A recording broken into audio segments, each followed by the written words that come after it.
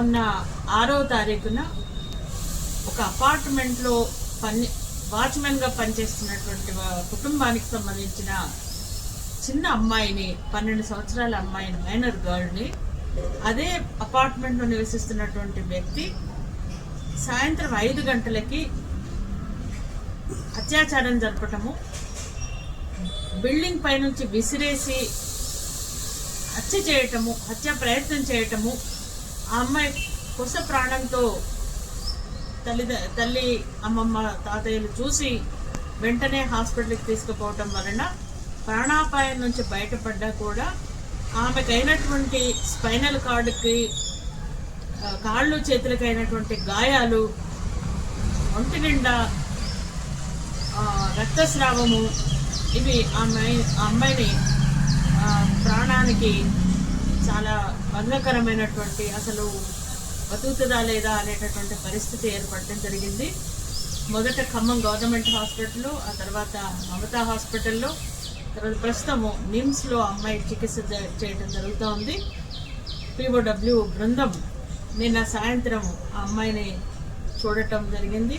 ఆ అమ్మాయి తల్లిదండ్రులతోని, బంధువులతో మాట్లాడడం జరిగింది. కేవలం సెలవులకని అమ్మమ్మ తాతల దగ్గరికి వచ్చినటువంటి ఆ అమ్మాయి పట్ల కొద్ది రోజులుగా అతను అసభ్యంగా ప్రవర్తిస్తున్నాడని, చాక్లెట్లు, బిస్కెట్లు ఇచ్చి దగ్గర కూర్చోబెట్టుకొని అసభ్యంగా తాకటం లాంటివి చేస్తున్నాడని ఆ అమ్మాయి స్పృహలోకి వచ్చిన తర్వాత తన మేనమామకి చెప్పడం జరిగింది. ఆ బిల్డింగ్లో సీసీ కెమెరాలు ఉన్నాయి, కానీ ఆ సీసీ కెమెరాలు పనిచేయటం లేదు, కేవలం లైవ్ మాత్రమే ఉన్నాయి. రికార్డింగ్ లేకపోవటం వలన ఇన్సిడెంట్ జరిగినటువంటి విషయాల్ని వెంటనే చూడలేకపోవటం జరిగింది. ఆ అమ్మాయి 24 గంటల తర్వాత స్పృహలోకి వచ్చిన తర్వాత ఇచ్చినటువంటి స్టేట్మెంట్తో తన మీద జరిగినటువంటి అఘాయిత్యాన్ని మొహమ్మద్ గౌస్ అనేటటువంటి వ్యక్తి, అదే అపార్ట్మెంట్లో 2వ అంతస్తులో నివసించేటటువంటి వ్యక్తి తన మీద అఘాయిత్యం చేసిందని చెప్పడం జరిగింది. ఈ మధ్యకాలంలో మొత్తం దేశంలోనూ, ముఖ్యంగా తెలంగాణ రాష్ట్రంలోనూ చిన్నారుల మీద, మహిళల మీద ఎక్కువ సంఖ్యలో రోజు రోజుకి పెరుగుతున్నటువంటి పాశవికమైనటువంటి అత్యాచారాలు, హత్యా ప్రయత్నాలు ఆందోళన కలిగించేవిగా ఉన్నాయి.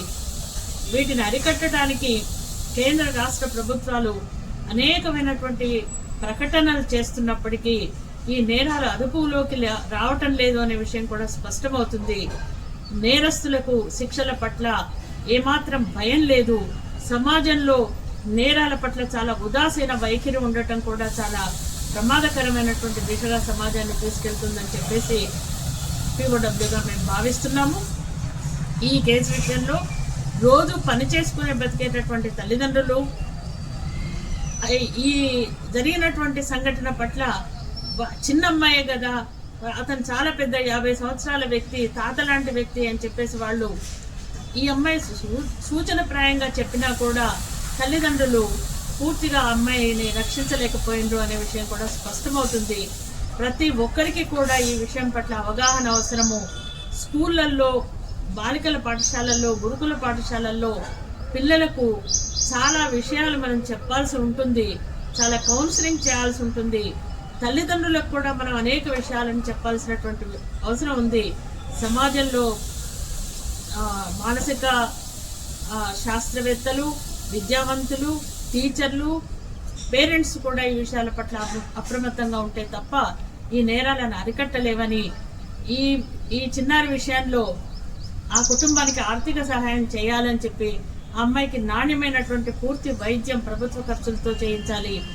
తక్షణం ఇవ్వాల్సినటువంటి ఎక్స్గ్రేషియా ఆ కుటుంబానికి అందజేయాలని చెప్పేసి, ఆ అమ్మాయి ముందు ఎట్లా పరిస్థితి ఉంటుందో, డిజేబుల్ అవుతుందేమో అనే భయాన్ని అక్కడ డాక్టర్లు కూడా వ్యక్తపరచడం జరిగింది.